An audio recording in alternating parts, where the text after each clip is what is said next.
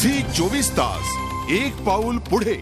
राज्य सरकारच्या शिक्षण खात्याने एक अनोखा विक्रम केलाय। मूल्यमापनाद्वारे निवड करायच्या 700 तासांच्या शैक्षणिक सीडीत अवघ्या 72 तासांमध्ये तपासण्यात आल्यात। इतकंच नाही तर या मूल्यमापनाचे निकषही हास्यास्पद आहेत। तसंच योजनेच्या टेंडर प्रक्रियेत भ्रष्टाचार झालाय आणि कुणाचं हित जपण्यासाठी वेगळे निकष लावण्यात आले आहेत का असा संशयही व्यक्त होतो।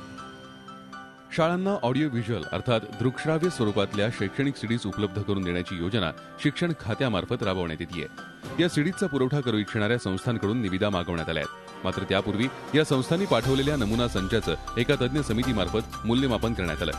E class education system, Alankit assignments, Navneet आणि गुरुजी वर्ल्ड या 4 कंपन्यांनी त्यांचे नमुना संच निवडीसाठी शिक्षण खात्याच्या तज्ञ समितीनं अवघ्या 72 तासात या सीडीज तपासून हातावेगळ्या केल्या। शैक्षणिक सीडीच्या निवड प्रक्रियेचे निकषही संशयास्पद होते। सीडीच्या कालावधीला सर्वाधिक म्हणजे 35 गुण देण्यात आले होते। शैक्षणिक गुणवत्तेपेक्षा तांत्रिक बाबींनाच या मूल्यमापनात अधिक महत्त्व देण्यात आलं होतं। शिक्षण क्षेत्रात काम करणाऱ्या तज्ञांनी या योजनेच्या अंमलबजावणीला आक्षेप घेतलाय।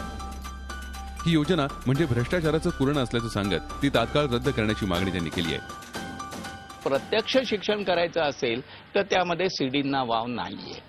त्यामुळे मी असं सरकारला सुचवेन की खरा सरकारला शैक्षणिक निर्णय घ्यायचा असेल तर पहिले सीडी प्रकरण पूर्ण रद्द करावं त्यांनी। कदाचित कोणाचे कुठले तरी हितसंबंध दुखावले जातील, पण कधीतरी मुलांच्या हितसंबंधाचा विचार करायला हवा। आता शिक्षणात आजवर शिक्षणात इतरांनी आपापल्याच हितांचा आणि हितसंबंधांचा विचार केलेला आहे। राज्यात 60,000पेक्षा जास्त शाळांना शैक्षणिक सीडीचे संच उपलब्ध करून देण्यात येणार आहेत। त्यावर केंद्र आणि राज्य सरकारचे कोट्यवधी रुपये खर्च होणार आहेत। त्यामुळे टेंडर प्रक्रियेची चौकशी करण्याची मागणी शिक्षण हक्क मंचाने केली आहे। याची चौकशी व्हायला पाहिजे। सगळ्यात जास्त भ्रष्टाचार जे आहे हे शिक्षण क्षेत्रात आहे आणि हा क्षेत्र पूर्णतः दुर्लक्षित आहे। कारण काय, वरून टेंडर पास होतो पण खालून जितके कमिशनच्या बेसिसवरती हे कमाई करतात ना, हे लोकांच्या कधीच नजरेत येत नाही।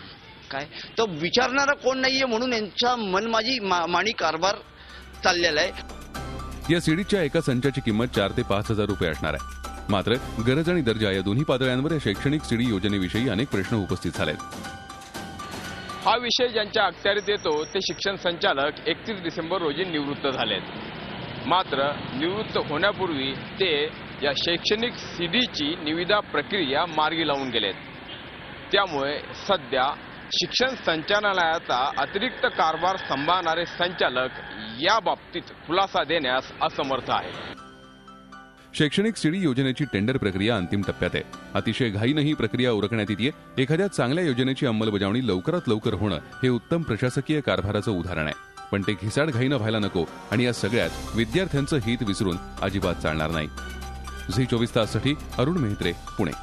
झी 24 तास एक पाऊल पुढे।